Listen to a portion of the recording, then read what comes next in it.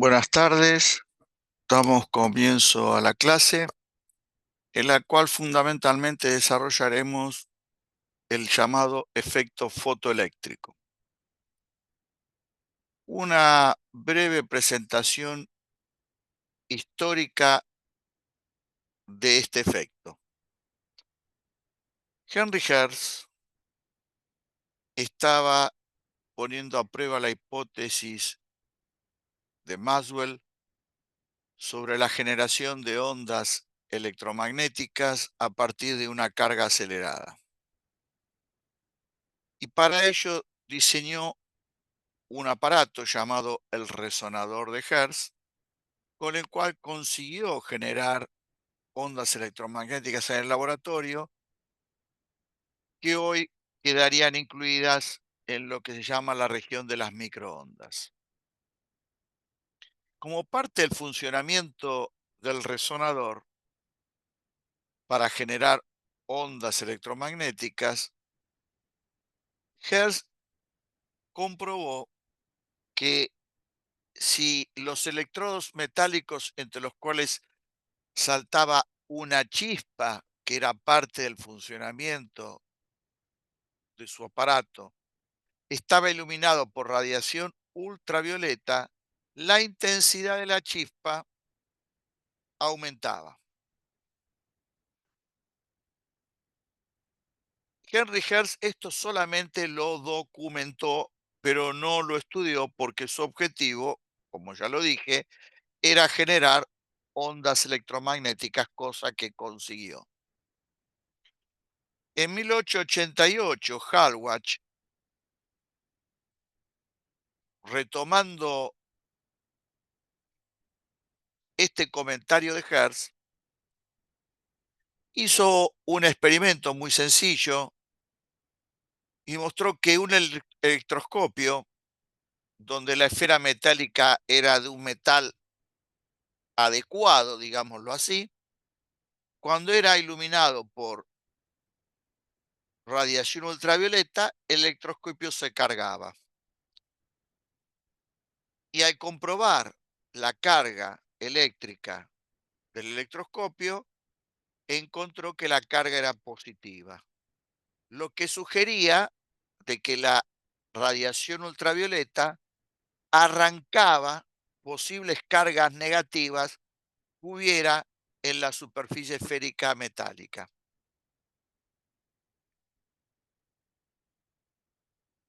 Tiempo después, Thomson, haciendo el estudio típico de la época, que era el de los rayos catódicos, llegó a determinar que los rayos catódicos eran partículas que tenían carga y masa, partículas que por la acción de un físico llamado Stoney terminaron bautizándose con el nombre de electrones. Y a partir de ahí, los electrones pasaron a formar parte de la estructura de la materia, cualquiera sea el estado de agregación de la misma. La posibilidad de entender cómo se cargaba el electroscopio de Hallwach y por qué la intensidad de la chispa aumentaba, empezó a tener que ver con la idea de que la radiación ultravioleta era capaz de arrancar esos electrones que formaban parte de los modelos de esa época del átomo y que formaban por ende parte de la estructura de la materia. Esos electrones arrancados, en el caso del electroscopio, determinaban que el electroscopio se cargara positivamente y en el caso de la chispa, habiendo más electrones arrancados, era obvio que la intensidad de la chispa aumentara. En 1902, Lennart, que luego termina siendo premio Nobel, no por estas evidencias experimentales, aportó muchos experimentos y los resultados de él fueron utilizados por los que trataron de explicar el efecto. porque Lennart aportó mucha evidencia experimental, pero no dio una explicación de por qué la radiación ultravioleta podía arrancar de ciertos metales, de ciertas aleaciones metálicas, electrones. La explicación del efecto apareció en 1905, en marzo de 1905, a través de un trabajo que Einstein publicó. Este es el nombre del trabajo. Como curiosidad, este trabajo es anterior al primer trabajo sobre teoría especial de la relatividad que él publica en junio de 1905. En este trabajo, Einstein, y basándose en las evidencias experimentales de Lennart, y también cita a las evidencias experimentales de Hallwach, Einstein construye una explicación que estaba basada en que la luz, la radiación ultravioleta, incorporó la luz porque ya para esa época la luz también manifestaba la posibilidad de poder arrancar electrones de cierta superficie metálica, como lo hacía la radiación ultravioleta desde el origen de esta idea. Y entonces, tanto la luz como la radiación ultravioleta dejaban de ser interpretadas como ondas y estaban conformadas por los llamados paquetes de energía. Paquetes de energía que luego, por la intervención de un físico, fundamentalmente de este físico llamado Lewis, pasaron a ser denominados fotones. Estos paquetes de energía transportaban una energía que se calculaba con la misma fórmula que en 1900 había presentado Planck para describir el espectro de emisión del cuerpo negro. Estos son básicamente los aspectos más importantes del desarrollo histórico del llamado efecto fotoeléctrico, que se llamó así por lo siguiente: la palabra foto es luz, eléctrico deriva de electrón y electrón deriva del griego ámbar. Fotoeléctrico, la acción de la luz arranca electrones de, en esa época, un metal o de una aleación metálica. No de cualquier metal, no de cualquier aleación metálica, pero la luz está en condiciones de poder, igual que la radiación ultravioleta, arrancar electrones. Y a este efecto se lo empezó a llamar efecto fotoeléctrico. El tema central es por qué hay que dejar de lado el modelo de que la luz y la radiación ultravioleta son ondas, instaurado a partir de las hipótesis de Maxwell de aproximadamente 1870, para pensar en que la luz y la radiación ultravioleta son paquetes de energía, fotones. ¿Por qué no se sigue con el modelo ondulatorio? Y la clave es que el modelo ondulatorio no pudo dar explicación a las evidencias experimentales que se habían obtenido. El análisis que vamos a hacer ahora es muy básico y elemental, y lo único que va a requerir saber del modelo ondulatorio es que la intensidad de una onda electromagnética es proporcional al cuadrado de la amplitud del campo eléctrico. Es posible que de esto hayan hablado algo en Física 2, si no, no importa, lo aceptamos como el único conocimiento de la teoría electromagnética necesario para poder entender por qué las evidencias experimentales no pueden ser explicadas con la teoría ondulatoria. Por supuesto que entonces lo que tenemos que tratar de observar y describir cuáles fueron esas evidencias experimentales que fundamentalmente surgieron de los trabajos de Lennart. La primera evidencia es que los metales, que era básicamente con los materiales que más se trabajaba para verificar el efecto, tienen como una característica central una frecuencia umbral. ¿Qué significa esto? Que si no se ilumina con una radiación electromagnética cuya frecuencia sea mayor o igual a la umbral del material, no hay efecto fotoeléctrico. Dicho de otra manera, si se ilumina con una frecuencia mayor o igual a la frecuencia umbral, sí hay efecto fotoeléctrico y si no, no lo hay.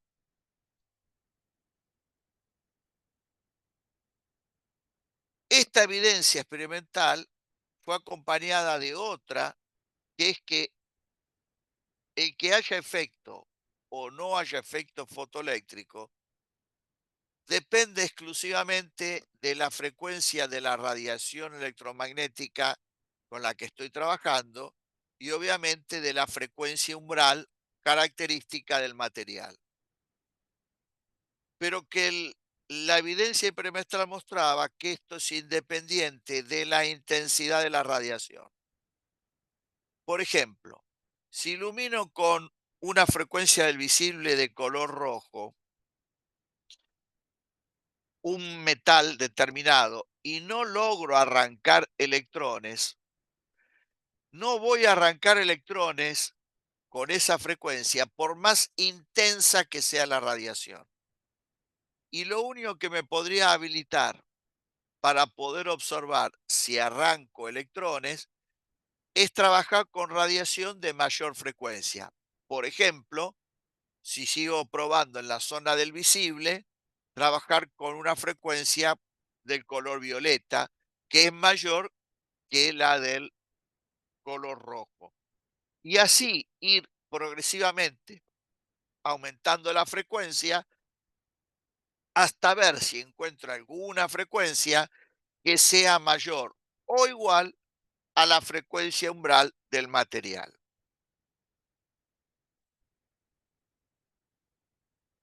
La segunda observación tiene que ver con que los electrones arrancados, ¿y qué significa electrones arrancados? Los electrones formaban parte de la estructura de la materia, en particular del átomo, según el modelo del átomo de esa época. Arrancar electrones significa quitarlo del átomo, quitarlo del material y tenerlo fuera. Ese electrón fuera del material presentaba una cierta energía cinética. Esta energía cinética que tenían los electrones fuera del material estaba vinculado al experimento que se hacía para poner a prueba este hecho. Y como resultado de lo que se hacía, se encontró que los electrones arrancados no todos tenían la misma energía cinética y esta energía cinética tenía un espectro que iba entre cero y un valor que se identificaba como K máximo. En particular, esa energía cinética máxima que presentaban los electrones en un experimento dado donde se trataba de determinar esto, solamente se modificaba si uno como modificaba el material, es decir, cambiaba la frecuencia umbral, o cambiaba la frecuencia de la radiación incidente. Pero al igual que la primera observación experimental, esta evidencia era también independiente de la intensidad de la radiación. Por más intensa que fuera la radiación electromagnética incidente, la energía cinética de los electrones arrancados no se modificaba por la intensidad, sino solamente por cambiar alguno de estos dos aspectos. La tercera evidencia es un poquito más sofisticada y tiene que ver con lo siguiente. El razonamiento que hacían los físicos clásicos, y por clásicos en este aspecto es haciendo uso de la teoría electromagnética, indicaban de que debía transcurrir un tiempo entre que llega la radiación electromagnética al material y el posterior arranque de los electrones. Y es más, este intervalo de tiempo estaba relacionado con la intensidad de la radiación.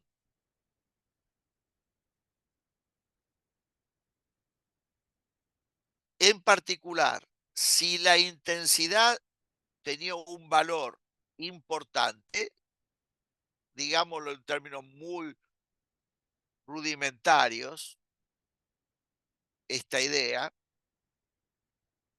el intervalo de tiempo que debía uno esperar era relativamente corto. Y si la intensidad era menor, se disminuía, el intervalo de tiempo que uno debía esperar aumentaba. Es decir, que había una relación inversa entre el intervalo de tiempo que uno debía esperar entre que llega la radiación y el electrón es arrancado y la intensidad de esa radiación. Sin embargo, la evidencia experimental que se recogió en la época mostraba que este intervalo de tiempo parecía no existir, o mejor dicho, no se podía medir. ¿Por qué digo esto? Porque si yo no mido ese intervalo de tiempo que los razonamientos mostraban que debería poder medirse, porque los análisis previos mostraban que con una adecuada intensidad, el intervalo de tiempo tenía que ser fácilmente medible con la manera como se podía medir el tiempo en los comienzos del siglo XX, porque el intervalo de tiempo era lo suficientemente grande como para poder medirlo sin dificultad. Y entonces, si ese intervalo de tiempo no se midió, uno tiene dos argumentos. Uno, decir que no se midió porque ese intervalo de tiempo no existe. Y el otro es que no se midió porque ese intervalo de tiempo termina siendo diferente al que las estimaciones teóricas muestran, y ese intervalo de tiempo es muy, pero muy, muy pequeño y por ende no hay instrumental adecuado para poder medirlo. Por ahora, lo cierto es que ese intervalo de tiempo no se pudo medir.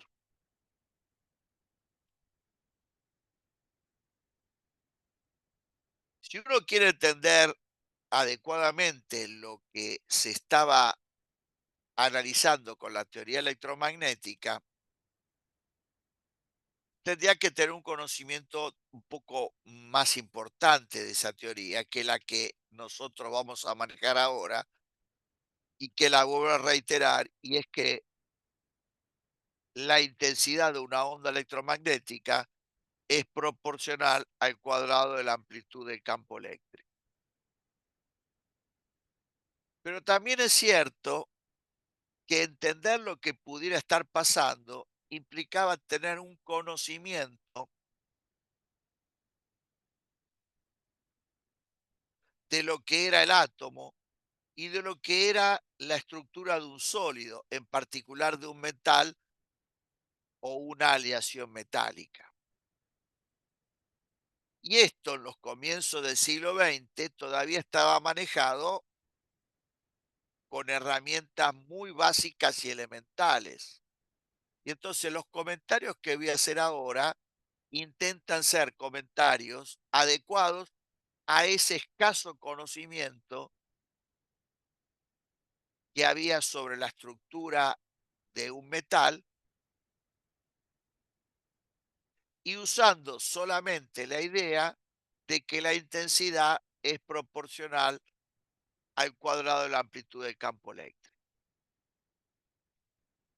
¿Cómo razonaba un físico frente a este efecto a partir del modelo ondulatorio? Llega un frente de onda plano sobre el material. El campo eléctrico, asociado a la onda electromagnética, genera fuerzas sobre los electrones que están formando parte de los átomos que conforman ese material. Ahora, los electrones están de alguna manera ligados al material porque no escapan del mismo. Hay electrones que están más débilmente ligados, que son los que forman parte de la corriente eléctrica, otros que están más fuertemente ligados, pero naturalmente los electrones no escapan de un metal o de una aleación metálica. Una manera sería decir que como el metal y cualquier otro material naturalmente está en estado neutro y los electrones mostraban tener carga eléctrica negativa, debe haber además en eso que se llama átomo carga positiva para que el material se encuentre en estado neutro. Y la acción de esas cargas positivas son los que generan fuerzas sobre el electrón que lo mantienen ligado al mismo. Ahora, el campo eléctrico que transporta la onda electromagnética genera fuerzas adicionales sobre el electrón. Fuerzas que, si uno estudia cómo describe una onda electromagnética, una onda electromagnética armónica, fuerzas que en algún momento es como si tiraran del electrón para afuera y en otro momento aportarían fuerzas hacia del electrón hacia adentro del material. Por lo tanto, es como que se establece una pequeña lucha entre las fuerzas que le provee el campo eléctrico asociado a la onda con las fuerzas que lo mantienen al electrón naturalmente ligado dentro del material. ¿Por qué el electrón no escapa? Porque las fuerzas que lo mantienen ligado son mayores que las fuerzas que en algún momento pueden querer tirar del electrón hacia afuera. Pero un físico clásico diría, bueno, muy fácil, aumentar la intensidad. Al aumentar la intensidad de la radiación, de alguna manera estoy aumentando la amplitud del campo eléctrico y por ende estoy aumentando la fuerza. Siguen sin ser arrancado el electrón. Bueno, seguía aumentando la intensidad hasta que la acción de la fuerza asociada a la onda electromagnética, mejor dicho, asociada al campo eléctrico que transporta esa onda electromagnética, sea tal que logre vencer a la que lo mantiene el electrón ligado al material y entonces el electrón escapa. Es decir, la observación, contada de una manera muy básica, es que según la física basada en la teoría electromagnética de la luz y la radiación ultravioleta, que haya o no efecto era simplemente un problema de intensidad. Y si el electrón finalmente no terminaba siendo arrancado, era porque la intensidad que se podía lograr con esa fuente de ondas electromagnéticas estaba fuera del alcance de la tecnología propia de la época. Sin embargo, la evidencia experimental mostraba que no era la intensidad la que decidía si había o no efecto, sino la elección adecuada de una frecuencia. También es que este esquema elemental, la intensidad determinaría la energía cinética que tendrían los electrones fuera del material. Supongamos que con una cierta intensidad yo arranco electrones. Si yo sigo aumentando la intensidad, aumenta la amplitud del campo eléctrico, aumenta la fuerza que tira los electrones hacia afuera, termina siendo mayor el trabajo, mayor es la energía cinética que le queda a los electrones fuera. O sea, es inevitable que tiene que haber una conexión en este esquema entre la intensidad y la energía cinética de los electrones fuera del material. Observación que tampoco tuvo su correlato experimental, porque la energía cinética de los electrones va desde cero hasta un valor máximo y ese valor máximo no lo modifica la intensidad, sino lo modifica el cambio de material o el cambio de la frecuencia de la radiación incidente. La tercera observación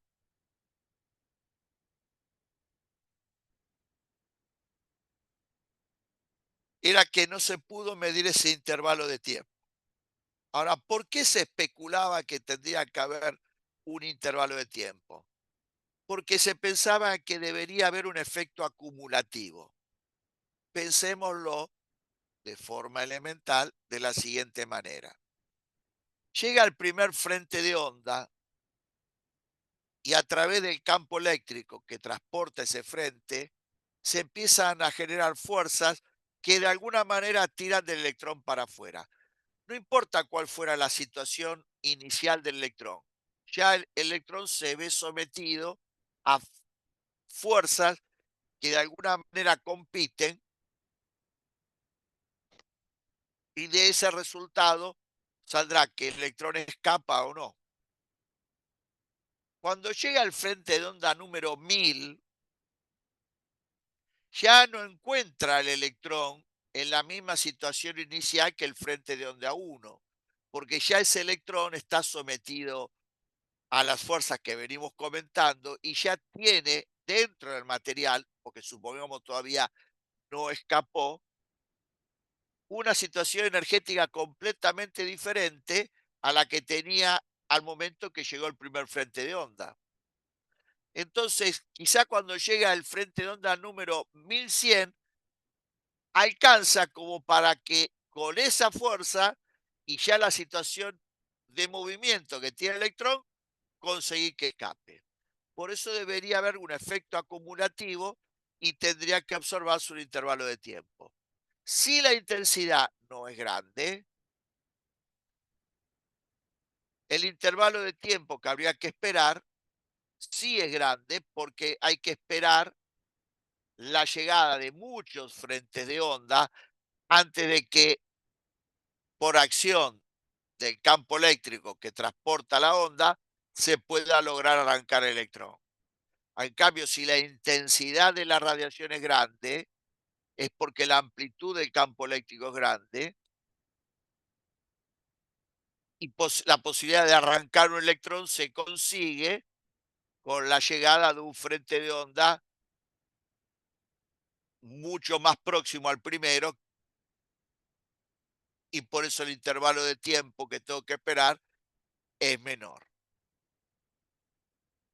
Pero está claro que evidentemente en este razonamiento algo no funcionaba porque ese intervalo de tiempo nunca se pudo lograr medir.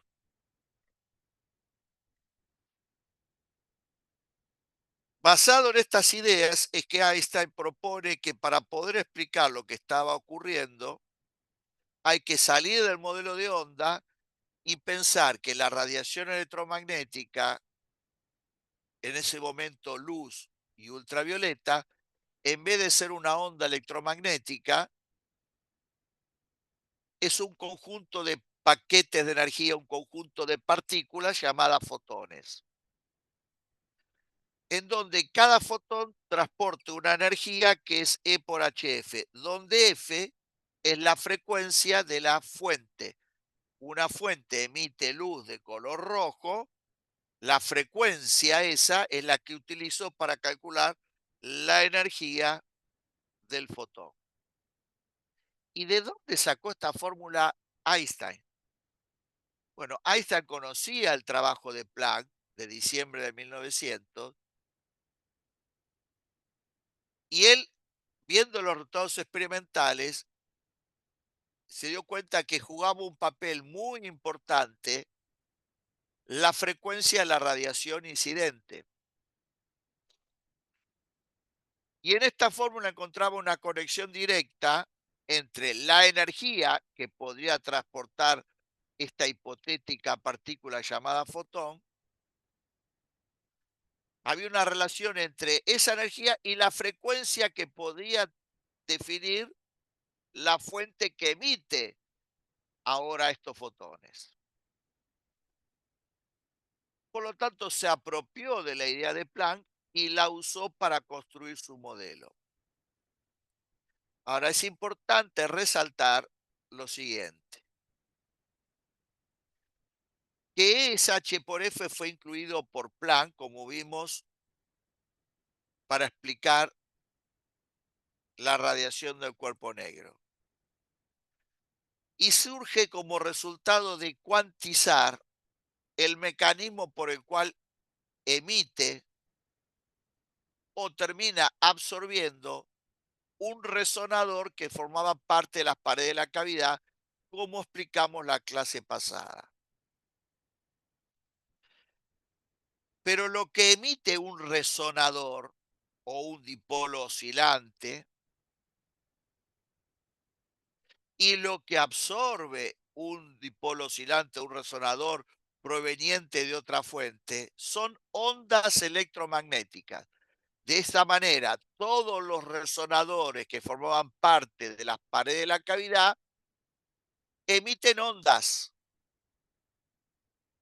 Es decir, la energía va desde donde se emite hasta otra pared dentro de la cavidad o sale del orificio en forma de ondas electromagnéticas. Lo que cuantiza Planck es el mecanismo de cómo emite y cómo absorbe. Pero esa energía viaja en forma de onda. En cambio, Einstein lo que está cuantizando es la manera como viaja esa energía. Esa energía ya no viaja distribuida en el frente de onda, sino viaja en, de acá el nombre, paquetes de energía, partículas. Lo que está cuantizada es la manera como esa energía va desde un lugar a otro. Tiempo después, Einstein, conjuntamente con Bose, un físico hindú también ganador del premio Nobel, construyen una explicación de la radiación del cuerpo negro basada en que lo que se emiten desde los supuestos resonadores de Planck son fotones.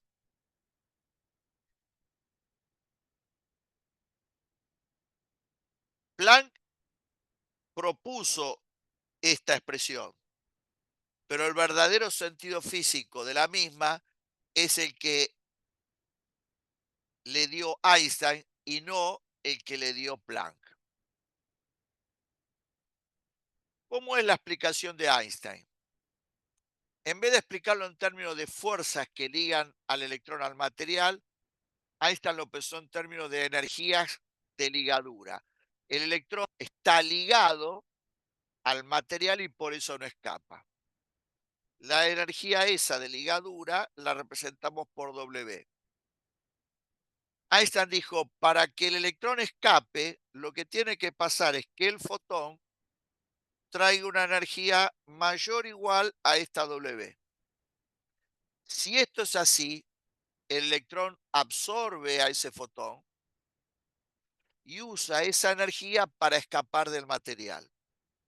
Por lo tanto, hay efecto fotoeléctrico, ya que el fotón, al ser absorbido, permite que el electrón es arrancado.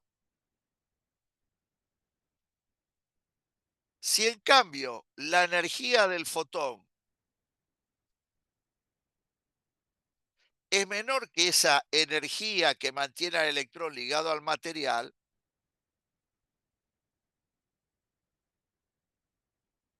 el fotón no es absorbido, no hay electrón arrancado y no hay efecto fotoeléctrico. Por otra parte, la diferencia entre la energía del fotón y esta energía que liga al electrón al material definiría la energía cinética del electrón fuera del material.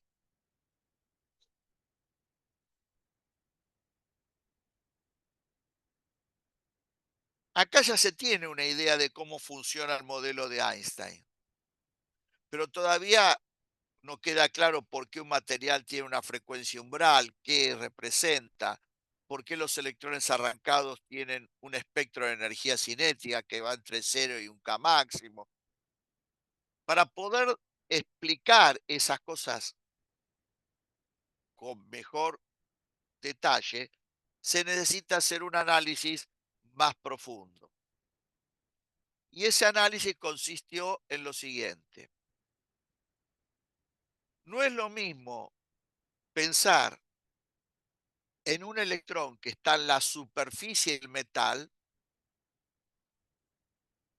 que un electrón interno. ¿En qué sentido? En que la energía que lo liga al material sea igual. No, no es igual. No es lo mismo un electrón que está dentro del material y está rodeado por elementos que generan una energía de ligadura que lo liga al material, que un electrón que está en la superficie, ya que de la superficie hacia adentro del material puedo entender que hagan acciones para mantenerlo ligado, pero de la superficie hacia afuera ya no hay nada que lo mantiene ligado y por lo tanto con este esquema elemental uno entiende por qué la energía de ligadura no es la misma en la superficie que en el interior. Y entonces se analizó que esta energía de ligadura iba desde la superficie en aumento hacia adentro del material y aumentaba con la profundidad. El menor valor de esta energía de ligadura es la energía que liga al electrón en la superficie. Y a esa energía, que tiene la característica de ser la menor, la voy a identificar con la letra Φ, que es la que usa el libro. Esta energía es igual a la W, pero evaluada en la superficie, que es donde tiene el menor valor.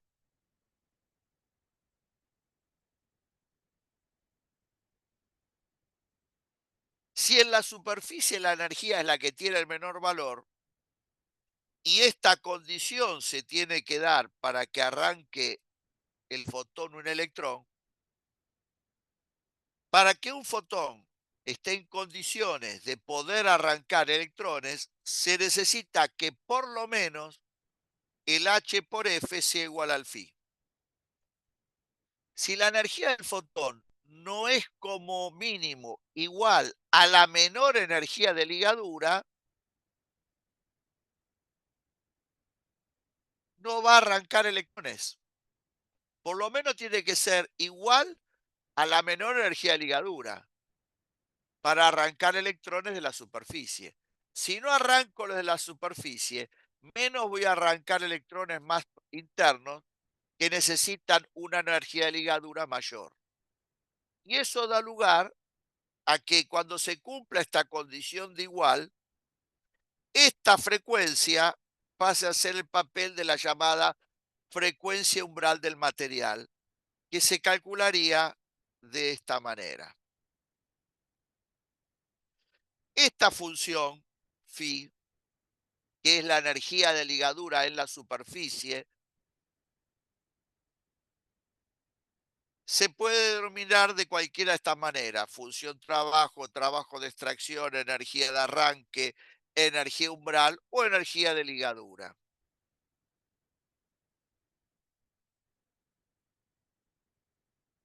Ahora, si el fotón viene con una energía mayor que la de phi, no solamente puedo arrancar electrones de la superficie, sino también puedo arrancar electrones más profundos, porque el H por F estoy considerando que es mayor que el phi.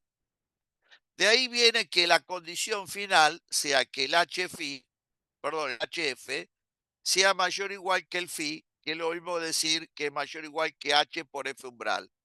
Y de acá sale la relación de la primera evidencia experimental. Relación que es totalmente independiente de la intensidad de la radiación. No está en juego en este análisis la intensidad de la radiación. Si la frecuencia no alcanza a ser como mínimo igual al umbral, no están dadas las condiciones energéticas para que el fotón sea absorbido, el electrón sea arrancado y por ende no hay efecto fotoeléctrico. ¿Y qué pasa con esta diferencia? Bueno, si yo hago HF menos un W cualquiera, que puede ser del interior del material, dependiendo del W, que cambia con la profundidad, es lo que vale esta diferencia. Ahora, el menor W es el que tengo en la superficie y es que es lo que identifico con phi. Por lo tanto, cuando hago la diferencia HF menos phi, tengo el mayor valor de energía cinética. Por eso, esta energía cinética que se identificaba como la máxima, se va a terminar calculando así, en donde este es el valor del W en la superficie.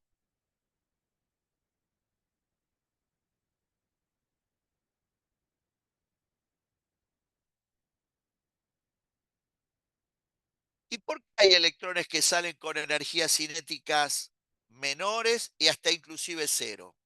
Bueno, no necesariamente los fotones que tienen la energía adecuada para ser absorbidos, aunque tengan una energía mayor que la de phi, tengan que ser absorbidos por la superficie. Pueden ser absorbidos por un electrón interior. Mientras el HF se mantenga mayor a la energía de ligadura, esto puede ocurrir. Ahora, si el fotón es absorbido por un electrón más profundo, el W es mayor que el phi y esta diferencia es menor. Y así puedo ver cómo se pueden arrancar electrones desde la superficie hacia el interior con cualquier energía cinética. Si en particular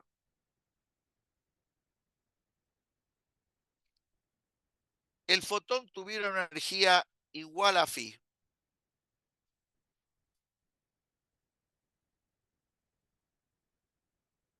los únicos electrones que estarían en condiciones de absorber ese fotón son los de la superficie.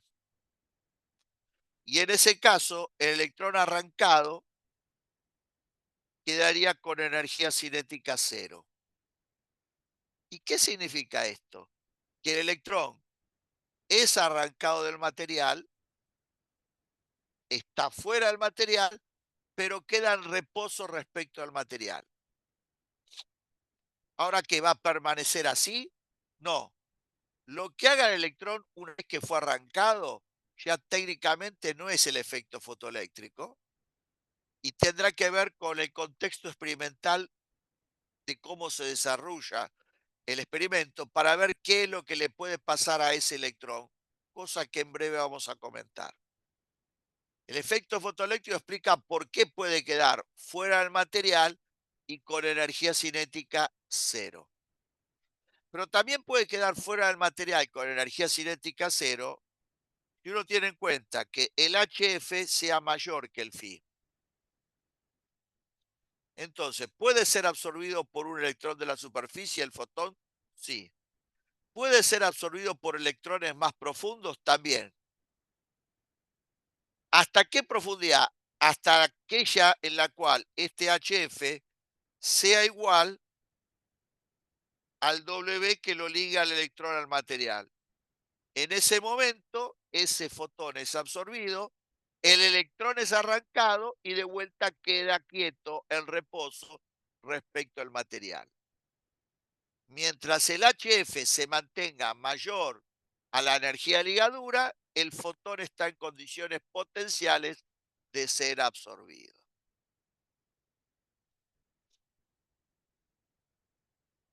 Pero todavía quedaba un aspecto para describir del efecto, y ese que tiene que ver con la intensidad. Si bien la intensidad no modifica la energía cinética de los electrones, y si bien que haya no efecto no es un problema de intensidad, ¿cómo describo la intensidad de la luz emitida por una fuente según el modelo de fotón? Según el modelo de onda, yo tengo una fuente, trabajo con una frecuencia F, define la frecuencia de la luz emitida y la intensidad, que es proporcional al cuadrado de la amplitud del campo eléctrico, es la energía que por unidad de tiempo, unidad de superficie, transporta esa onda electromagnética en el frente de onda. Ahora, si en vez de pensar que emite ondas, pienso que emite fotones, Einstein dijo, la intensidad es la energía que transporta cada fotón, la cantidad de joules por fotón, multiplicada por el número de fotones que dispara, simbólicamente hablando, emite esa fuente por unidad de superficie y de tiempo. Y esto define la intensidad de las de fotones.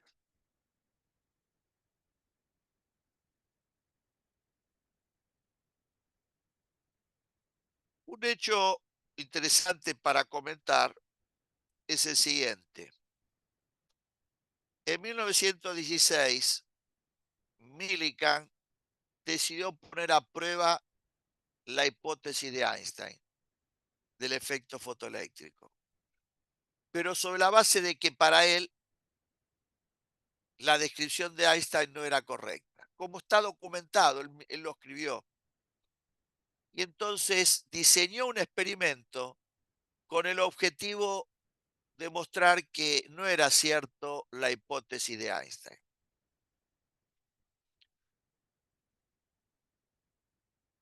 Sin embargo, la evidencia experimental que recogió Millikan, lo único que terminó haciendo es avalando la hipótesis de Einstein. Toda esta explicación es la que se termina que tener usando para explicar el experimento de Millikan, contra la voluntad inicial de Millikan, que con ese experimento quería destruir la idea de Einstein. En 1921, ya Einstein tenía bastante preponderancia en el ambiente física, ya la teoría de la relatividad tenía bastantes años de desarrollo, tanto la especial como la general, y todo parecía indicar que era casi inevitable tener que otorgarle el premio Nobel. Sin embargo, los miembros de la academia no se animaban a darle el premio por la teoría de la relatividad, porque todavía había mucha gente que tenía dudas sobre la misma y la cuestionaba. Y entonces no querían darle el premio Nobel por una teoría que en cualquier momento se demostraba que era ciencia ficción. Y entonces, ¿qué hicieron? Revisaron la producción de Einstein y encontraron que en 1905, además de escribir los dos trabajos de la teoría especial de la relatividad que oportunamente hemos hablado y del cual uno de ellos lo tienen ustedes, el de septiembre de 1905, publicó otros tres trabajos, uno sobre el calor específico de los sólidos, otro sobre el movimiento browniano y el de marzo de 1905 sobre la explicación del efecto fotoeléctrico. Y entonces deciden entregarle el premio Nobel por esos tres trabajos. Einstein no recibe el premio Nobel por la teoría de la relatividad, sino por estos tres trabajos publicados en 1905. En 1923, el que recibe el premio Nobel finalmente es Millikan. Y la mención indica que recibe el premio Nobel por el experimento de la gota de aceite, que de alguna manera van a empezar hoy, ya empezó algún grupo, a recrear en el laboratorio, con el cual determinó que la carga estaba cuantizada y la carga eléctrica mínima en estado libre la del electrón y encontró su valor. Esos experimentos son de 1909, 1910, sino que además le dieron el premio Nobel por su experimento del efecto fotoeléctrico.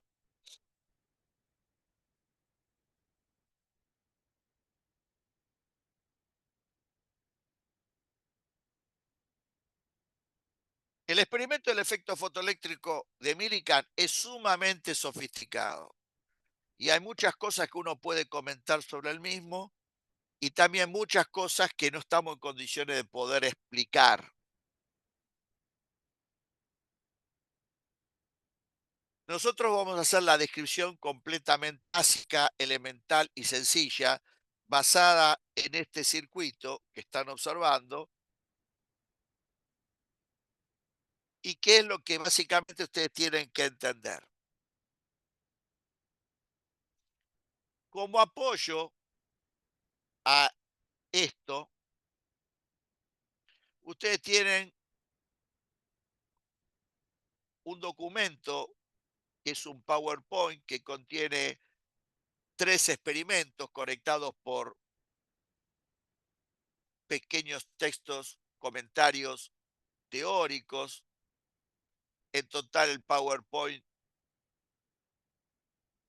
lleva a observarlo 6 minutos, 5 minutos y pico, que le van a servir para comprender aún más lo que voy a comentar acá, y en donde van a poder observar lo que es una célula fotoeléctrica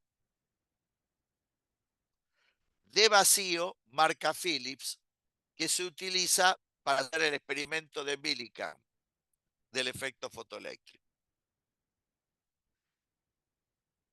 Pero a su vez también tienen en la parte de complemento de teoría un análisis más detallado y más profundo, que se lo dejo para que lo lean, y con el cual van a poder contestar una pregunta que forma parte de la guía de problemas y que está directamente relacionada con el experimento del efecto fotoeléctrico de Millikan.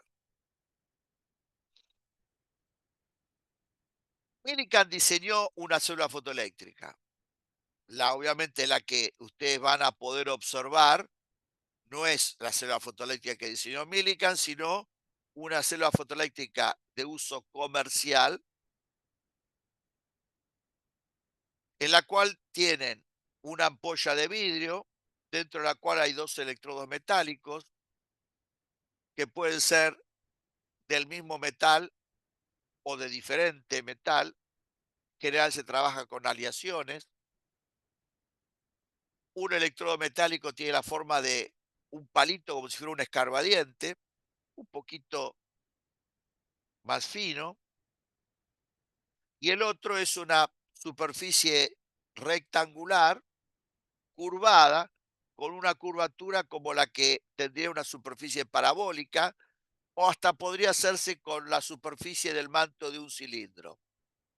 En función de la curvatura se coloca el otro electrodo, el que tiene forma de palito, ya sea en lo que sería el foco de esa posible parábola o en el eje del cilindro. En vez de ser con rosca, como las antiguas lámparas Esta célula fotoeléctrica tiene unos pines que se enchufan en un zócalo adecuado para que quede conectada en un circuito. La célula fotoeléctrica que ustedes van a poder observar y la que hay que usar para este experimento es de vacío. Hay células fotoeléctricas de uso comercial que tienen un gas a muy baja presión. En esta hay vacío. El palito recibe el nombre de colector y la superficie metálica curvada es el emisor. No hay conexión eléctrica entre el colector y el emisor. El circuito es muy simple. Un instrumento para medir la intensidad de corriente eléctrica, un instrumento para medir la diferencia de potencial y una fuente de corriente continua que provee una diferencia de potencial que se pueda modificar. ¿Qué diferencia de potencial se necesita? De 0 a 12, de 0 a 10, anda perfectamente. No se necesita más.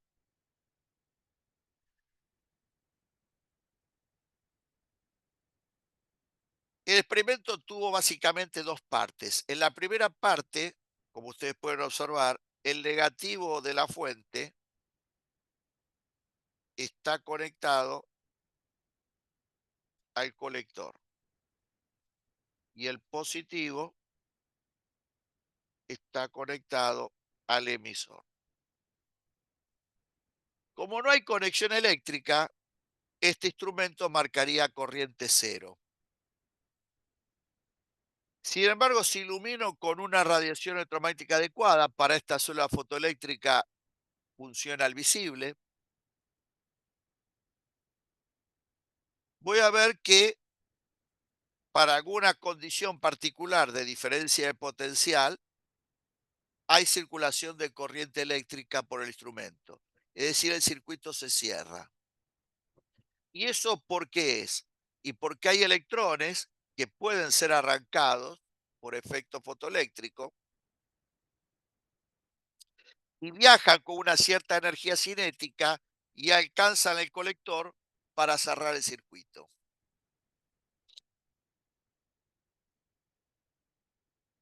Supongamos que ajusto todo para poder observar que hay corriente eléctrica en el circuito.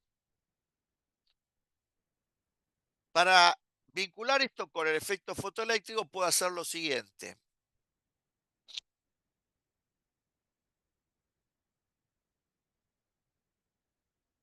Quito la radiación electromagnética y veo qué ocurre. La intensidad de corriente eléctrica vale cero. Vuelvo a hacer llegar la radiación electromagnética, la intensidad de corriente eléctrica tiene un valor. Cosa que se observa fácilmente en el montaje que acabo de comentar y pueden observar en el PowerPoint. La otra observación. Supongamos que uno ajusta todo, tengo corriente eléctrica y aumento en valor absoluto la diferencia de potencial entre emisor y colector. Si aumenta esa diferencia de potencial en valor absoluto, tengo que tener en cuenta lo siguiente, que como el emisor es negativo y el colector, perdón, el colector es negativo y el emisor es positivo, el campo eléctrico que se establece entre emisor y colector tiene este sentido. No es que es eh, uniforme ni nada por el estilo. Tiene una dirección aproximadamente así. Pero va del emisor, perdón, va del colector, pero un segundito, confundí los nombres. Es lo que hago es decir, este es el colector y este es el emisor, colector negativo, emisor positivo. Entonces el campo va del positivo a negativo Pero como el electrón tiene carga negativa, este campo generaría una fuerza de frenado del electrón.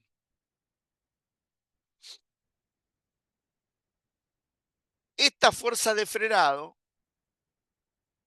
trabaja para modificar la energía cinética del electrón emitido, por eso recibe ese nombre esta chapa de emisor, desde acá.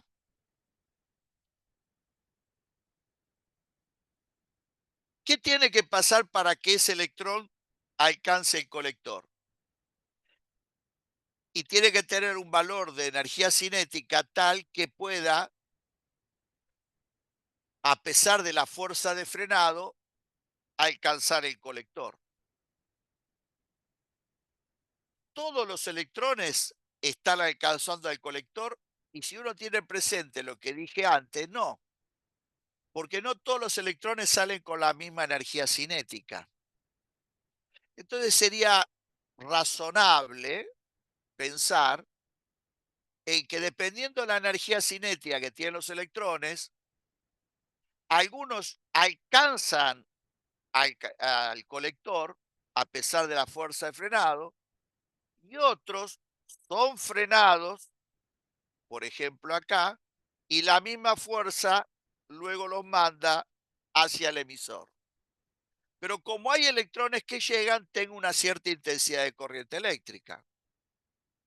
Y entonces, como dije, si aumento la diferencia de potencial en valor absoluto, estoy aumentando la amplitud de este campo eléctrico y por ende estoy aumentando la amplitud de esta fuerza de frenado. Y por ende voy a lograr detener a electrones que antes llegaban porque ahora la fuerza de frenado es mayor. Si todo este razonamiento es adecuado, al aumentar la diferencia de potencial, tendría que observar que la intensidad de corriente eléctrica disminuye, cosa que se puede observar. Y si hiciera lo opuesto, vuelvo a la situación original. Armo todo para que tenga una cierta intensidad de corriente eléctrica. Si tengo una cierta intensidad de corriente eléctrica, es que algunos electrones alcanzan el colector.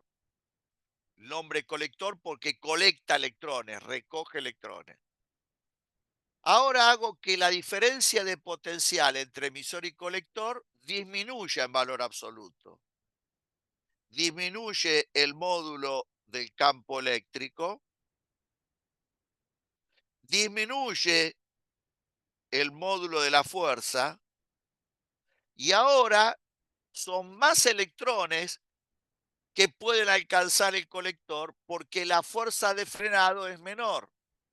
Por eso disminuye en valor absoluto la diferencia de potencial y termina aumentando la intensidad de corriente eléctrica, cosa que también se observa y que muestra que entonces está funcionando todo de acuerdo a la hipótesis que estamos manejando. En esas condiciones, con colector negativo y emisor positivo, se vuelve a armar todo para que haya un valor de corriente eléctrica, no me importa cuál es, y a partir de ese valor de corriente eléctrica, aumento en valor absoluto la diferencia de potencial. Y entonces, por todo lo que dijimos antes, la intensidad de corriente eléctrica va disminuyendo. Hasta que va a llegar un momento en que va a pasar lo siguiente. Este es el colector y el electrón es detenido justo antes de alcanzar el colector. Justito antes de alcanzar el colector lo detengo.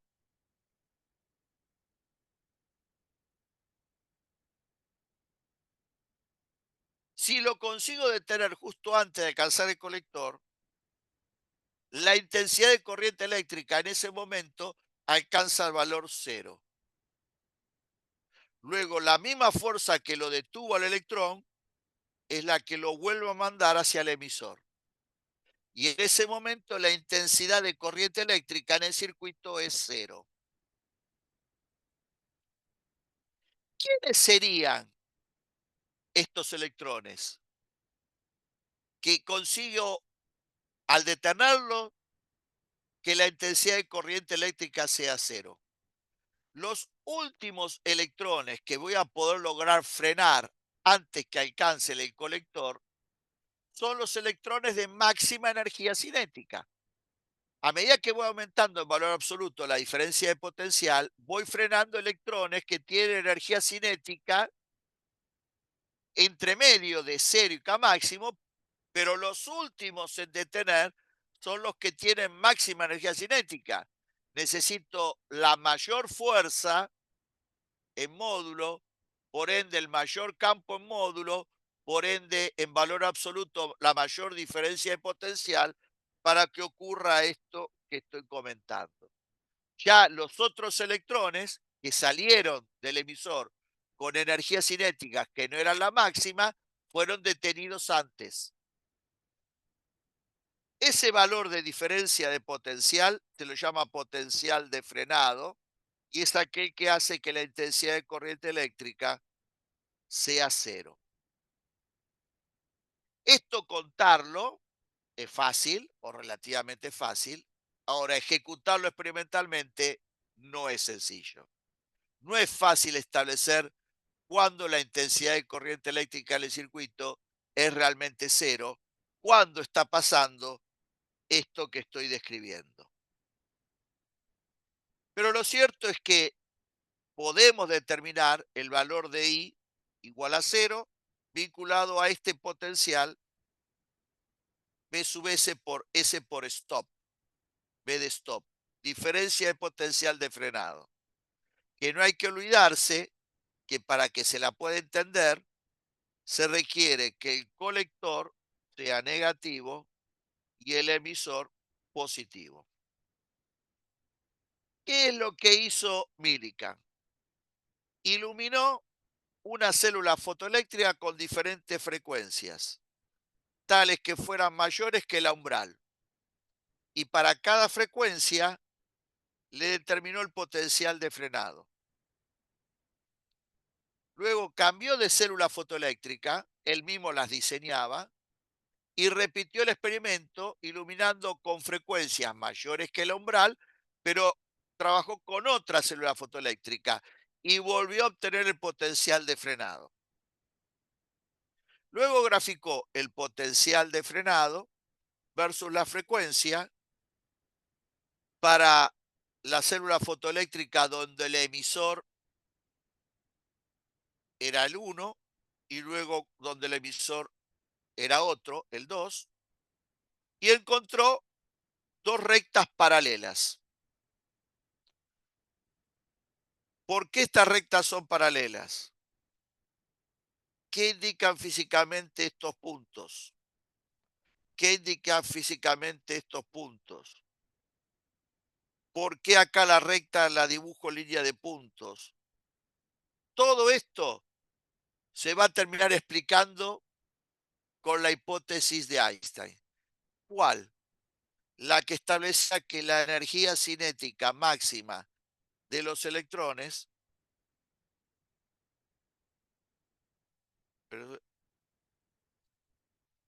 es HF menos phi.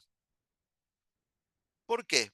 Bueno, de física 3 está claro que esta diferencia de potencial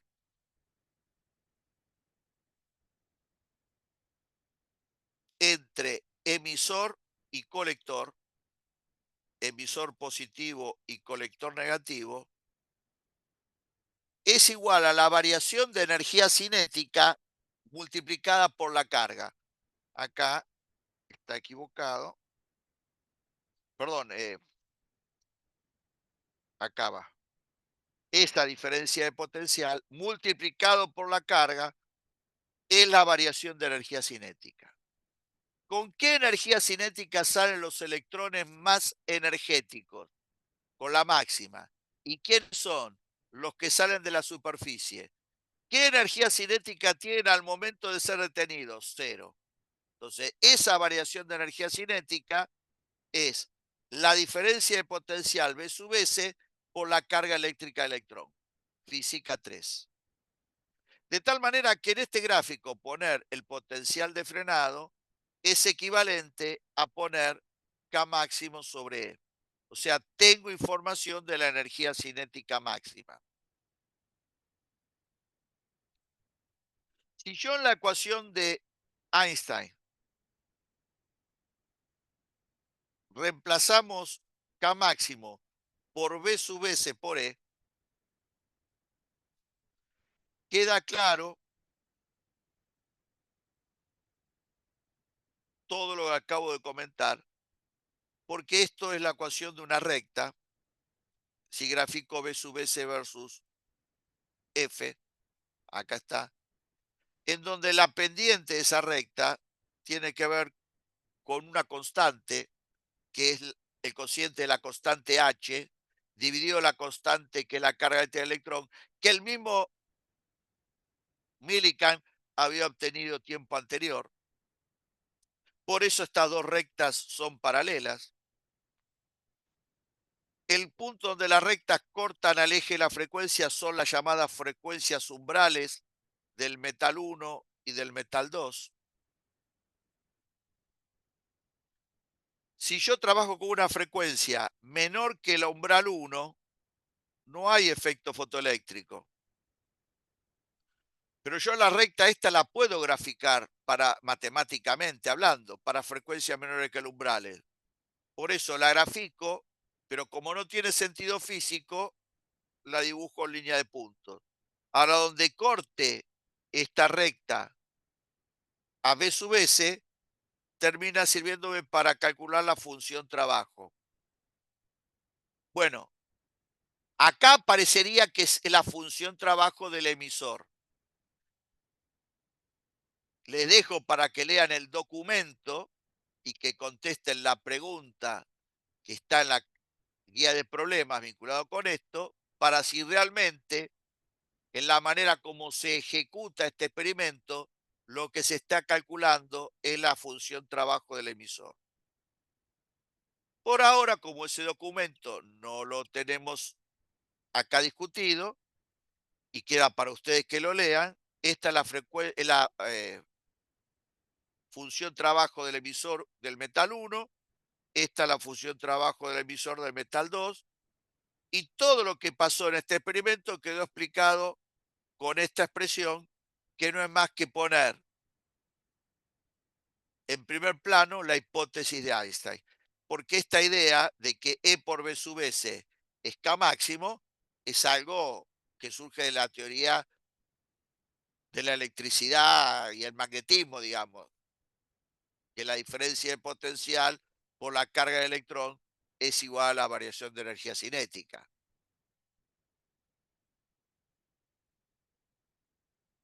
La segunda parte del experimento obliga a incorporar lo que se llama una llave inversora.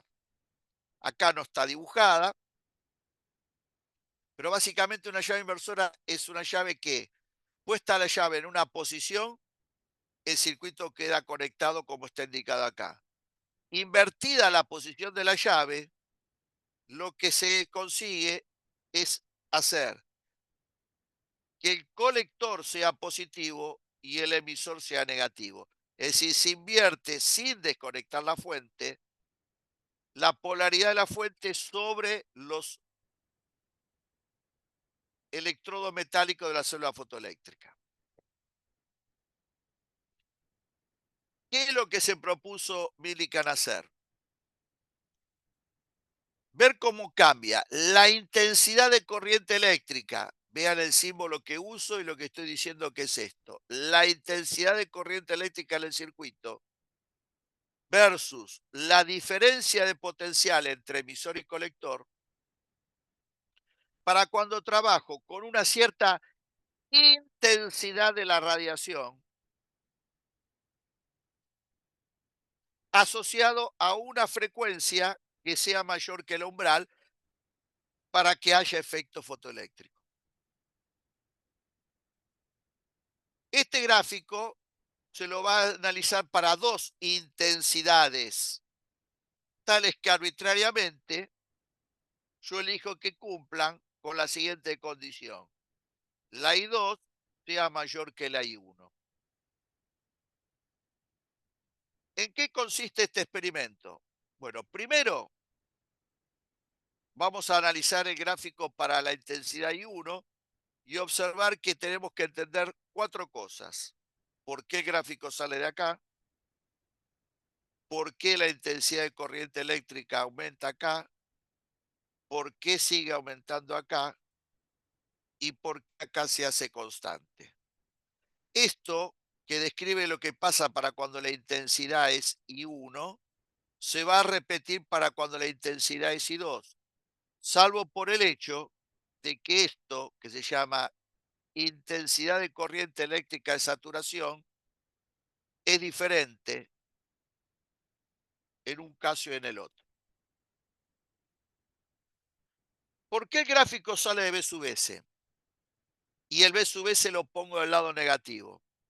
Porque empiezo con la polaridad del experimento anterior, negativo positivo, y busco el potencial de frenado para esa frecuencia. ¿Qué es lo que hago luego? Me muevo para allá. Es decir, en valor absoluto, trabajo con diferencias de potenciales cada vez más pequeñas, sin perder de vista que el B sub S lo pongo del lado negativo porque me estoy poniendo como referencia al colector. Y el colector en la primera parte del experimento es negativo. Entonces, por todo lo que ya comentamos, mientras me mueva para allá en valor absoluto, ¿qué ocurre? Los electrones que antes eran frenados antes de alcanzar el colector, ahora empiezan a llegar. Los últimos en detenerse fueron los de máxima energía cinética. Los primeros en llegar también son los de máxima energía cinética. Y a partir de ahí comienzan a llegar más y más y más electrones debido a que la fuerza de frenado va disminuyendo. ¿Cómo se produce el crecimiento de la intensidad de corriente eléctrica?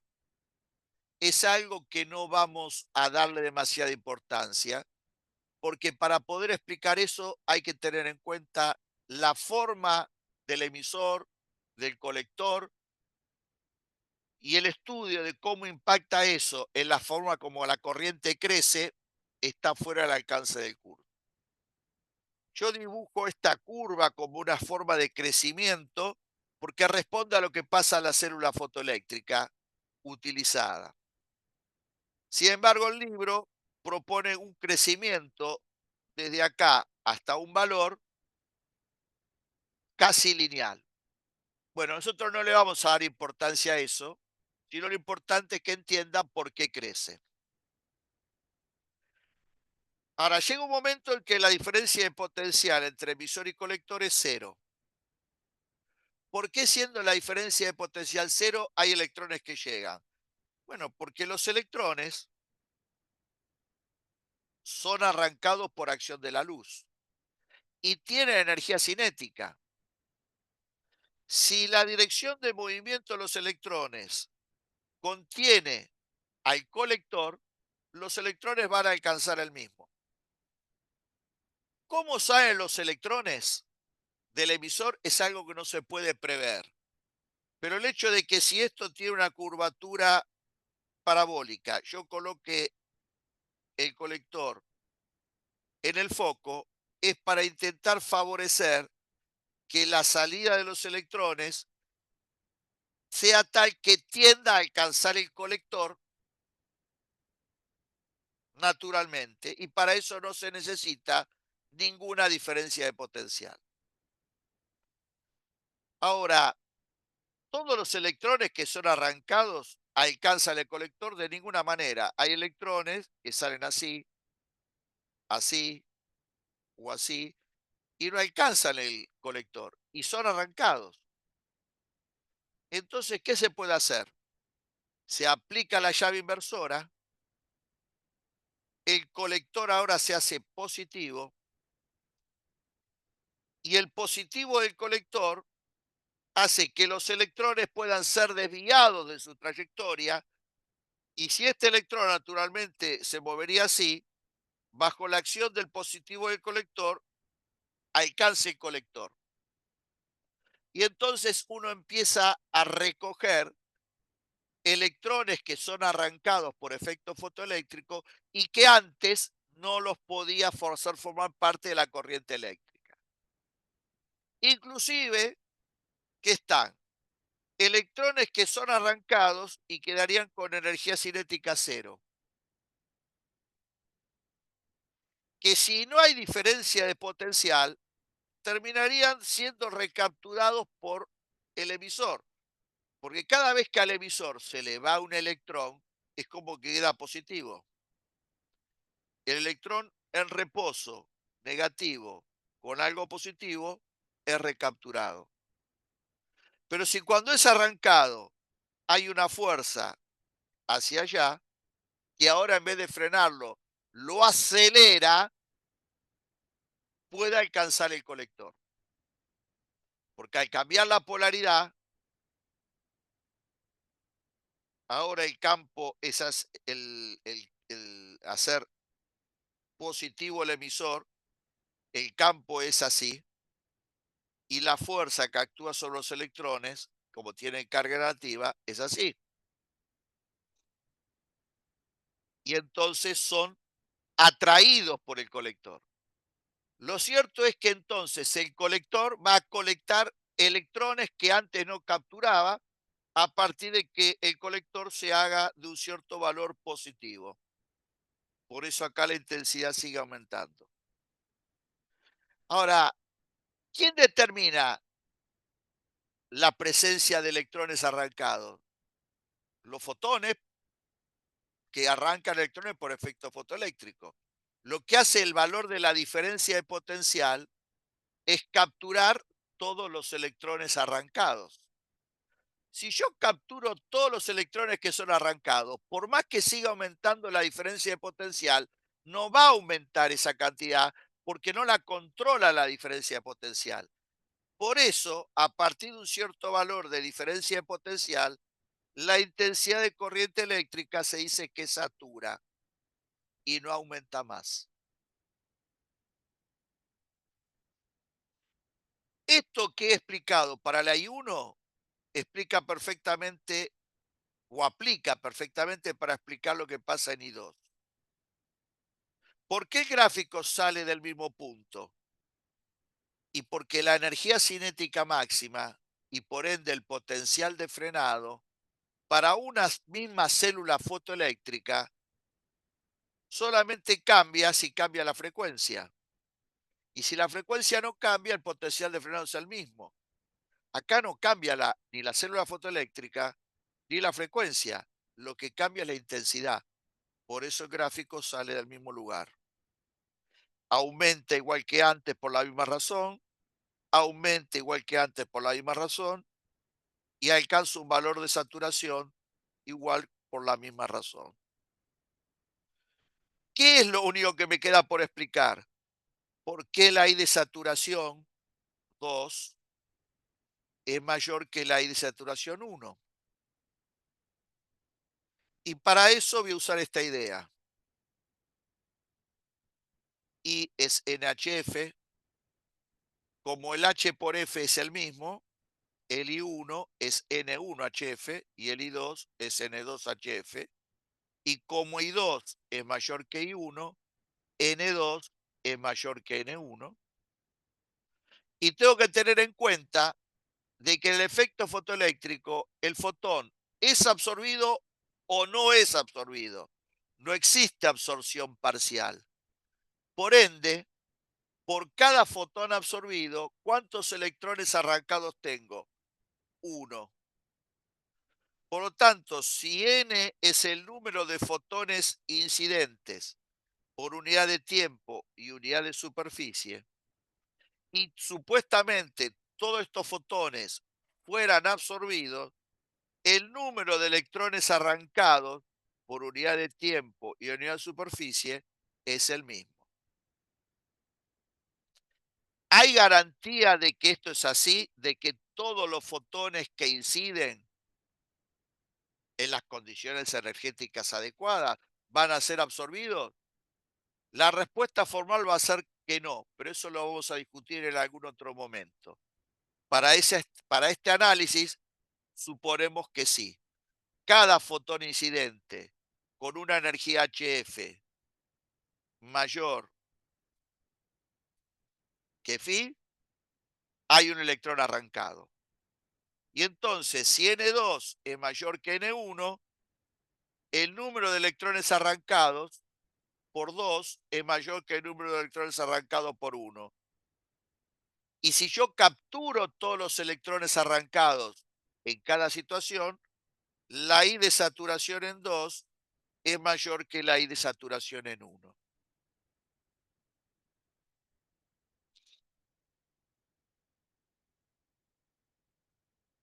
Finalmente, para terminar con el efecto fotoeléctrico, ¿cómo me puedo dar cuenta si logré entender y madurar esto? Haciendo un gráfico equivalente de I versus B, pero con estas condiciones.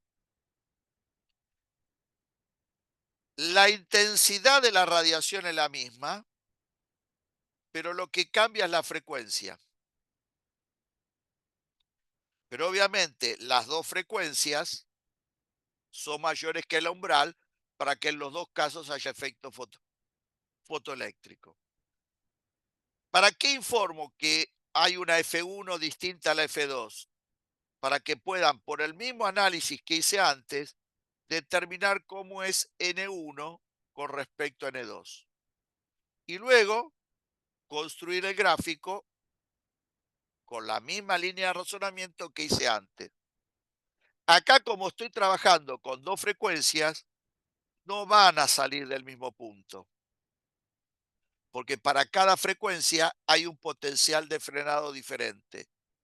Por ende, ustedes tendrán que determinar dónde va el BC1 y dónde va el BC2.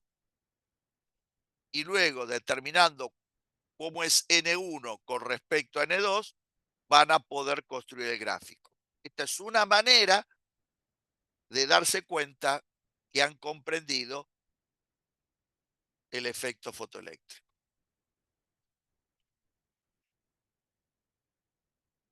Bueno, disculpe que di bastante de clase antes de dar la oportunidad de preguntar, pero estaba enganchado y no quería perder el hilo de la explicación. Lo que queda es de tipo descriptivo para completar la clase, así que podemos hacer un pequeño alto para que ustedes, si tienen alguna duda, pregunten lo que quieran sobre el efecto fotoeléctrico.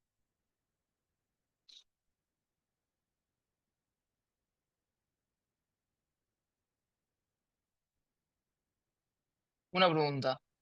Sí, Entonces, pues no entendí, o sea, no me quedó todo claro. Entonces, cuando se llega a I1 y a I2, es porque espera, el me estás receptor se hablando de, satura. espera, estás hablando de los gráficos, espera que los busco. Sí, Sí, ¿qué me de lo decís? último. Sí, sí, Cuando se llega a las intensidades de la radiación, I1 y I2. ojo. La intensidad de la radiación no se llega, esto lo determina la Claro, fuente. o sea, Estas vos haces, intensidades, espera, estas intensidades son de la sí, radiación, la determina la fuente. Esta ahí es la intensidad de corriente eléctrica, esta es la que controla el circuito. ok. Entonces, cuando la intensidad de corriente se hace asintótica a la I Cuando de la satura, radiación, claro. esto, cuando O sea, satura, sí. eso sucede porque el receptor se satura de electrones. En realidad, el sentido de la palabra saturación a física a veces se utiliza como vos los decís. Acá la idea de la saturación es que si este electrón era arrancado y no lo capturaba, y con el potencial acá positivo lo capturo, mm. estoy capturando todos los electrones arrancados. Ahí se dice que alcanzó la saturación. Ah, ok, cuando Cuando, se capturan todos los arrancados. cuando vos capturás todos los electrones arrancados, la intensidad de corriente eléctrica no tiene que aumentar más, porque lo que arranca los electrones no es la diferencia de potencial, sino las acciones de los fotones. ¿Entendés? Entonces son Ok, independientes. Entonces, yo aumento la diferencia de potencial, che, la corriente no aumenta más. ¿Y por qué? Porque estoy generando esta idea de que estoy capturando electrones que antes no capturaba, pero ya los capturé a todos los que son arrancados. Por eso la intensidad de corriente eléctrica no aumenta más. ok, perfecto, muchas gracias.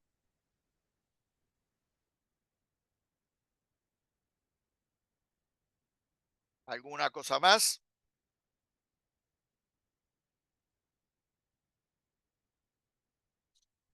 Háganlo el gráfico que les pido que lo hagan, porque después eh, ustedes no lo hacen y se sorprenden con que estas cosas aparecen en los exámenes. Y bueno, uno se las avisa. Entonces después no digan que uno no les avisa lo que puede llegar a tomar. Más de una vez se ha pedido, no examen de integrador, porque examen integrador va a ser de resolución de problemas, pero sí como una pregunta teórica ha aparecido el análisis de estos gráficos y que en particular realicen un gráfico como el que recién he sugerido.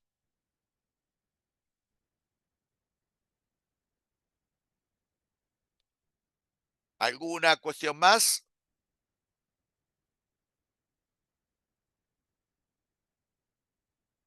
Bueno, lo que queda es simplemente una cosa descriptiva e introductoria a un tema que va a ser central la clase que viene y tiene que ver con los rayos X.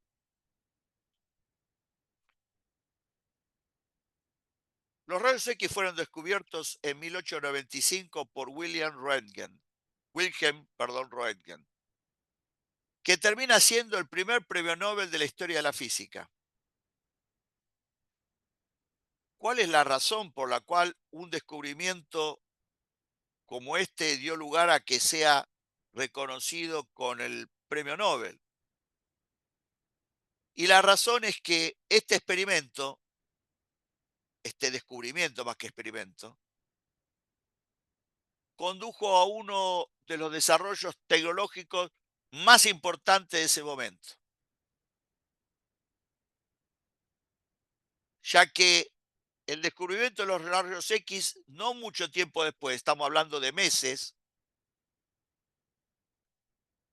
derivó en la utilización de los rayos X para las primeras técnicas de radiodiagnóstico y al año ya se estaban usando los rayos X para desarrollar las primeras técnicas de tratamiento de tumores, o sea, técnicas de radioterapia. O sea, el impacto que generó en el mundo, en particular en la medicina, fue tremendo.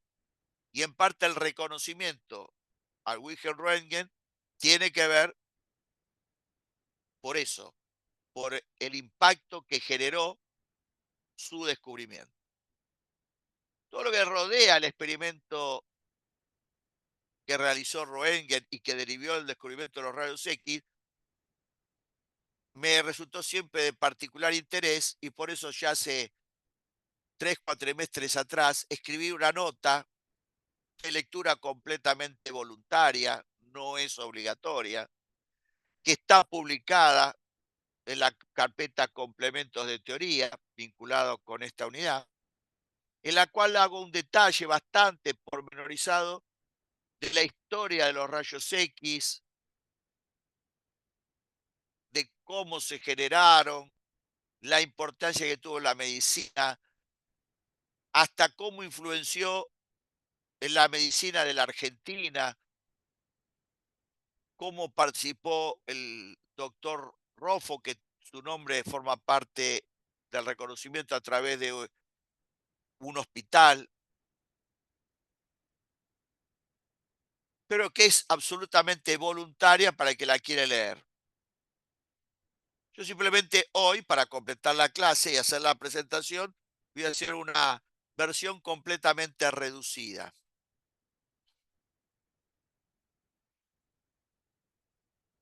Röntgen, como muchos físicos de la época, estaban estudiando los rayos catódicos.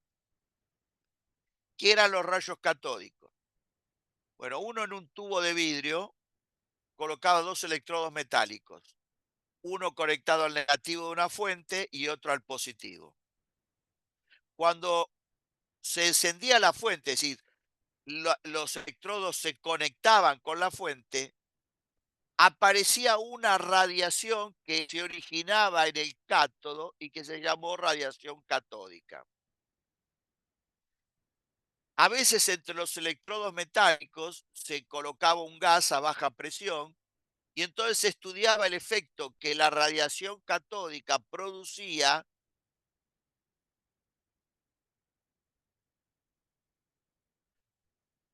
al moverse a través de ese gas.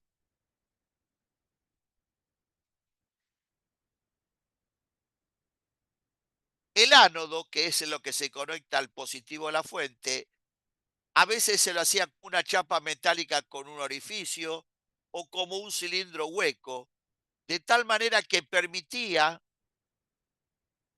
que los rayos catódicos, que eran acelerados porque se sabía que eran partículas y que tenían carga negativa, eran acelerados por el ánodo.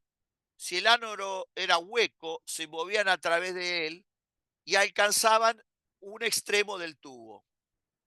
En ese extremo del tubo, en la parte interior, se depositaban sales de fósforo, ya que se sabía, por la evidencia experimental, de que cuando los rayos catódicos golpeaban al fósforo, se producía un efecto de fosforescencia. En el lugar donde los rayos catódicos impactaban, aparecía un punto brillante. Y a eso se lo llamaba pantalla del tubo. Por supuesto, la observación de ese punto brillante se la hacía desde fuera del tubo del otro lado. Esta idea, ampliada y más sofisticada, es la que terminó derivando en uno de los tubos de rayos catódicos más importantes, que fue el tubo de televisión. Esto como la prehistoria de lo que después terminó siendo el tubo de televisión. Los rayos catódicos, en algún momento se estableció que eran partículas que tenían carga y tenían masa. Y eso se lo hizo porque los campos eléctricos y magnéticos eran capaces de desviar a los rayos catódicos.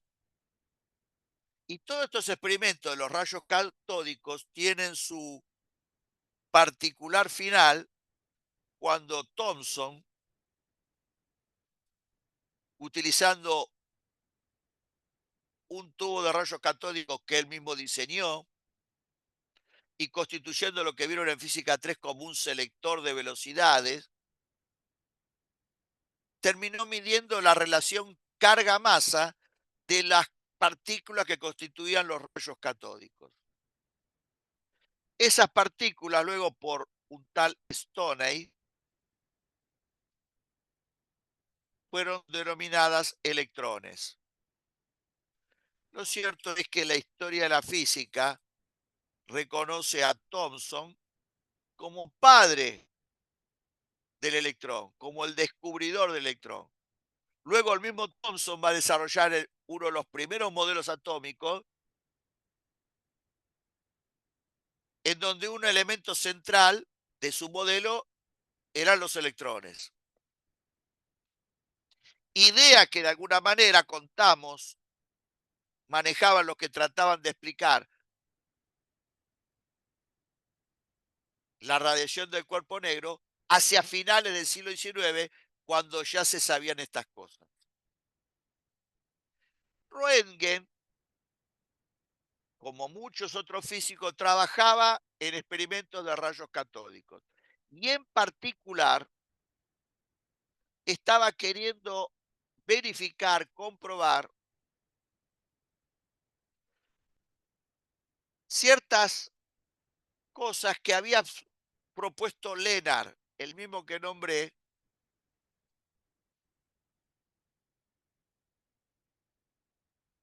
en el efecto fotoeléctrico. La diferencia es que este Lennart, que termina ganando el premio Nobel, y justamente termina ganando el premio Nobel por todo lo que logró avanzar en lo vinculado con los rayos catódicos.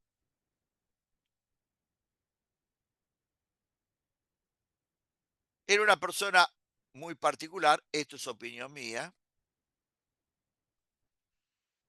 Lennart fue un nazi declarado, terminó siendo como una especie de ministro de ciencia y técnica de Hitler, y fue el que, entre otras cosas, organizó la persecución de Einstein y el que escribió el texto Los 100 físicos o los 100 científicos que odian a Einstein. Una persona, desde lo que conozco la historia, absolutamente despreciable, que quiso, entre otras cosas, robarle el descubrimiento a Röntgen. Después lo voy a comentar por qué. Lo cierto es que Röntgen estaba queriendo poner a prueba algunas ideas vinculadas con los rayos catódicos de Lennart, y eso requería que se trabaje en completa oscuridad. Cercano a la mesa donde tenía el tubo de rayos catódicos, tenía una pantalla que Röntgen utilizaba en fotografía. Lo cierto es que apaga todo, enciende el tubo. Encender el tubo de rayos catódicos implica conectar la fuente al cátodo y al ánodo, y cuando enciende la fuente, le llama la atención que la pantalla de fotografía comienza a brillar. Y entonces como que su atención cambió de rumbo. En vez de centrarse en poner a prueba las ideas que decía Lennart y ver hasta qué punto eran correctas y ver si podía agregar algo más, se preocupó por qué la pantalla de fotografía brillaba, y que ese brillo se producía cada vez que conectaba el tubo de rayos catódicos.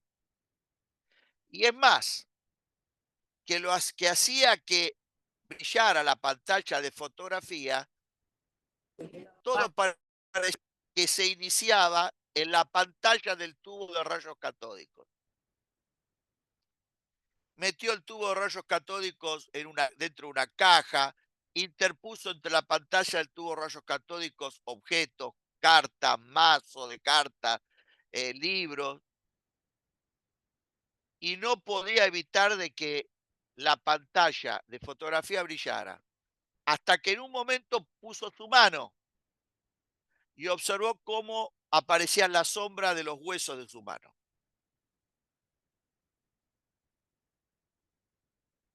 De ahí en más, Röntgen trabajó silenciosamente y en secreto, ni sus ayudantes más cercanos lo sabían,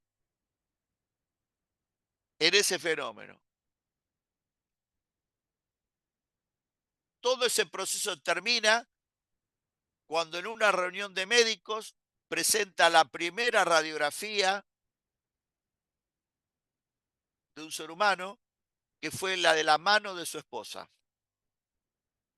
Imagen que van a encontrar en ese documento que yo escribí y está, que inclusive creo que en el libro. Y ahí se inicia la radiografía. El impacto que generó la reunión de médicos fue tan grande que ellos decían los rayos Röntgen, los rayos que llevan su nombre. Cuando recibe el premio Nobel, la mención es por haber descubierto los rayos que llevan su nombre, rayos Röntgen. Pero ese no era el nombre que le gustaba a Röntgen. Y de alguna manera estaba popularizado más el nombre de rayos X. ¿Por qué X? Porque durante mucho tiempo era completamente desconocido el origen de esta radiación.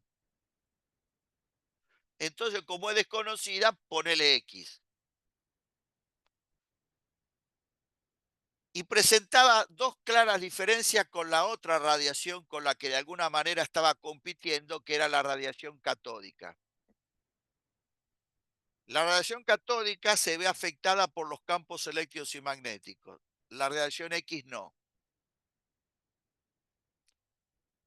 La radiación catódica generaba el efecto en el fósforo, pero como ya sabemos que son electrones, no se detectaban electrones que atravesaran la pared del vidrio del tubo.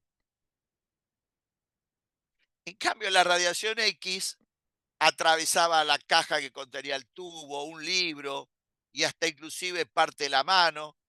Tenía un muy fuerte poder de penetración, cosa completamente desconocida para la época.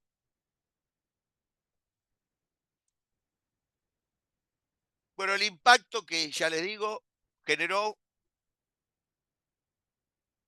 fue tan grande que rápidamente se usó en tiendas de campaña de guerra para sacar radiografías y a años ya se está usando para tratamiento de tumores en animales, hasta inclusive, repito, a través del doctor Rofo, Argentina contó tempranamente con equipos de rayos X. Pero eso, repito, se lo dejo para que lo dejen, para que lo quiera leer de parte de ustedes.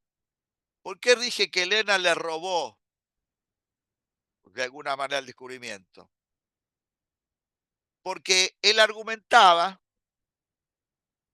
que Röntgen descubrió lo que descubrió porque estaba tratando de reproducir experimentos que él se le habían ocurrido. Sí, pero no tenía nada que ver con el descubrimiento que hizo Röntgen. La cuestión es que en la Alemania nazi, el descubridor de los rayos X era Lennart. Hasta que, si no recuerdo mal, en la década del 60, la Alemania decidió dar de baja este absurdo de Lennart y dar el reconocimiento oficial como descubridor de los rayos X a Röntgen, que por otra parte igualmente había recibido el premio Nobel con anterioridad. ¿Y por qué no quería que los rayos se llamen rayos Röntgen?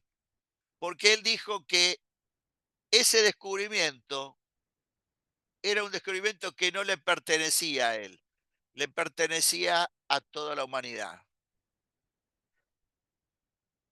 No solamente donó el premio que le dio la academia a la universidad que lo formó, sino no cobró derecho de patentamiento por el descubrimiento, cosa que lo hubiera convertido en la época en mega millonario.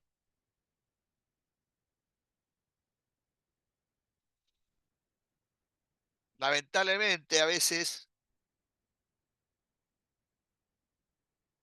el desarrollo de la humanidad está controlado por gente que no tiene este perfil tan particular. Y uno no anda pateando, simbólicamente lo digo, Röntgen por la calle porque abunden.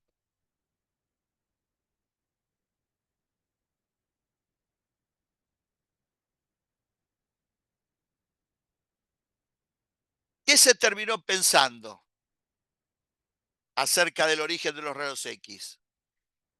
Como estaba la idea de Maxwell y apareció en el momento que los rayos catódicos terminaban siendo partículas con carga y masa, que eran los electrones, no se tardó en vincular que lo que estaba pasando era que los electrones que viajaban hacia la pantalla del tubo de rayos catódicos, al golpear contra el fósforo, perdían energía cinética hasta frenarse, porque no eran capaces de atravesar la pared de vidrio del tubo. Y al frenarse se convertían en una carga acelerada, acelerada por el frenado. Y al ser una carga acelerada, estaba la razón más básica por la cual se podía, según Maxwell, generar una onda electromagnética. Y así nació que los rayos X se originaban por la radiación de frenado que emitían los electrones al ser detenidos. Todo esto ocurría en un lugar de Europa que no era la Alemania actual, era parte de un imperio, pero donde se hablaba alemán, o lo que uno llama alemán. Y el nombre genérico con la que se conoce a la radiación de frenado es el Bremsstrahlung. Brems, radiación, Strahlung, frenado. Y así se empezó a tener una explicación del origen de los rayos X. Lo que hacía que los rayos X tuvieran esa característica tan importante y tan notable, que era la del alto poder de penetración, estaba vinculada a la muy pequeña longitud de onda que tenía. Cuanto más pequeña era la longitud de onda, mayor es el poder de penetración de la radiación electromagnética. Bueno, esta es una característica que ninguna otra radiación electromagnética conocida para esa época, ya se sabía que la luz, la radiación ultravioleta, la radiación infrarroja, Hertz se había generado lo que hoy llamamos microondas. Ninguna tiene el poder de penetración que manifestaba tener la radiación X.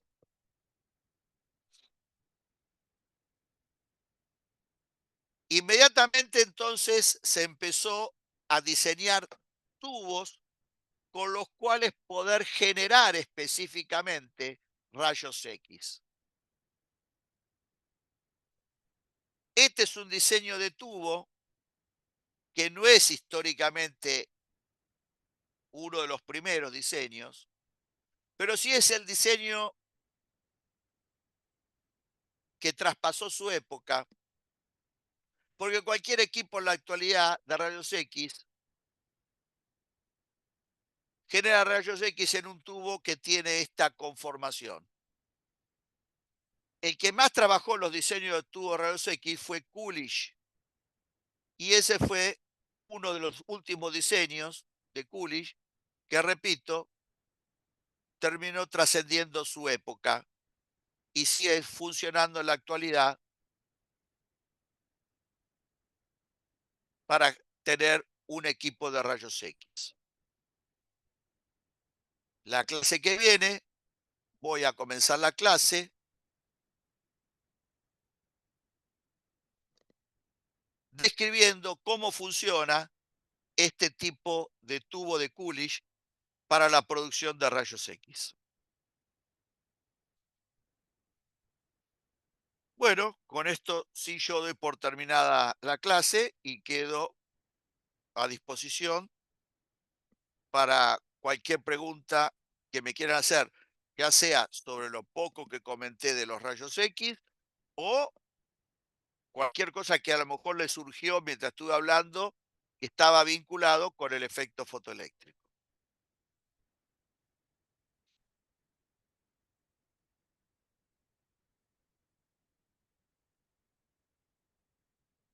¿Alguna pregunta?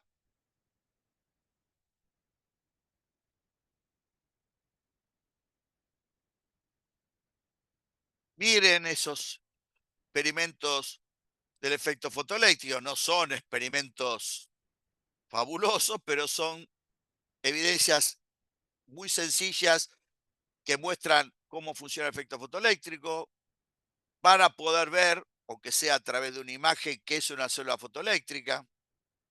En la actualidad, bueno, desde hace mucho tiempo, la célula fotoeléctrica, desde la década del 60, pasaron a ser luego reemplazadas por elementos semiconductores que por principios equivalentes generan los mismos efectos que una célula fotoeléctrica, que son las fotoresistencias, fotodiodos, que son dispositivos con los cuales se comandan, por ejemplo, encendidos automáticos de luces o si están conectados a electroválvulas, que uno ponga la mano en la bacha de un baño y salga el agua, ¿no? Bueno, ahí está metido el efecto fotoeléctrico. No con una célula fotoeléctrica, sino con un fotodiodo o un fototransistor.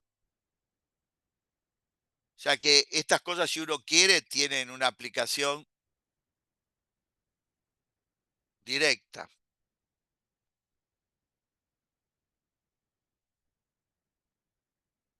Finalmente les dejo como curiosidad, veo que no hay preguntas, se están yendo, les dejo como una curiosidad adicional para los que se quedan. Si ustedes tienen que algún familiar suyo tenga lo que llamaba filmaciones de la época de la década del 60, que eran con filmadoras que filmaban no en ahora como digitalmente, sino en películas de 8 milímetros y Super 8, y tienen los proyectores de la misma, todo lo que tenga que ver cómo esas películas grababan el sonido, igual que en su momento las películas del cine, tienen que ver con el efecto fotoeléctrico. Se lo dejo como curiosidad para que lo piensen si le interesa y averigüen cómo funcionaba el efecto fotoeléctrico para tener cine sonoro. Bueno, veo que no hay preguntas, no los molesto más, que tengan una buena tarde y nos vemos el próximo miércoles. Hasta luego. Chao, gracias. Nos vemos, gracias. La semana.